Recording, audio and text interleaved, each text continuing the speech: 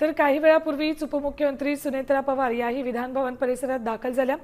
विधान भवनात येताच त्यांनी थेट विधानसभा अध्यक्ष राहुल नार्वेकर यांची सदिच्छा भेट घेतली। यावेळेला इथे मुख्यमंत्री देवेंद्र फडणवीसही उपस्थित होते।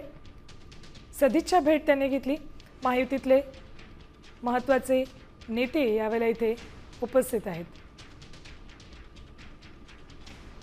सदिच्छा भेट सुनेत्रा पवार यांनी राहुल नार्वेकर यांची घेतली। त्याचं हे पहिलंच राज्यातलं अधिवेशन आहे।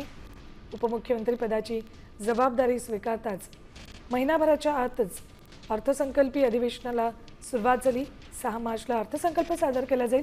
मात्र यावेळचा अर्थसंकल्प अजित पवारने तर मुख्यमंत्री देवेंद्र फडणवीस सादर करतील। अजित पवारांच्या निधनानंतर तातडीने अर्थ खात्याची तात्पुरती जबाबदारी अर्थसंकल्पाची जबाबदारी मुख्यमंत्री देवेंद्र फडणवीस यांनी स्वतःकडे घेतली आणि अर्थसंकल्पाचं काम पूर्ण करून आता 6 तारखेला अर्थसंकल्प सादर केला जाईल। तर काही वेळापूर्वीच उपमुख्यमंत्री सुनेत्रा पवार याही विधान भवन परिसरात दाखल झाल्या। विधान भवनात येताच त्यांनी थेट विधानसभा अध्यक्ष राहुल नार्वेकर यांची सदिच्छा भेट घेतली। यावेळेला इथे मुख्यमंत्री देवेंद्र फडणवीसही उपस्थित होते। सदिच्छा भेट त्यांनी घेतली। महायुतीतले महत्त्वाचे नेते यावेळेला इथे उपस्थित आहेत। सदिच्छा भेट सुनेत्रा पवार यांनी राहुल नार्वेकर यांची घेतली।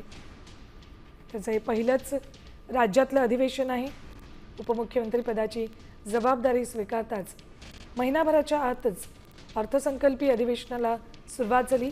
6 मार्चला अर्थसंकल्प सादर केला जाईल। मात्र यावेळचा अर्थसंकल्प अजित पवारने तर मुख्यमंत्री देवेंद्र फडणवीस सादर करतील।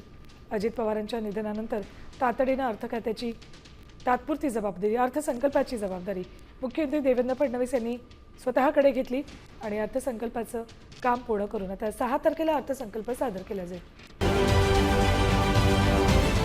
महाराष्ट्रातील सर्व बातम्यांचे विश्वासार्ह व्यासपीठ सकाळच्या सर्व सोशल मीडिया प्लॅटफॉर्मला लाईक, फॉलो आणि सबस्क्राईब करा। तसंच सर्व नोटिफिकेशनसाठी बेल आयकॉन प्रेस करायला विसरू नका।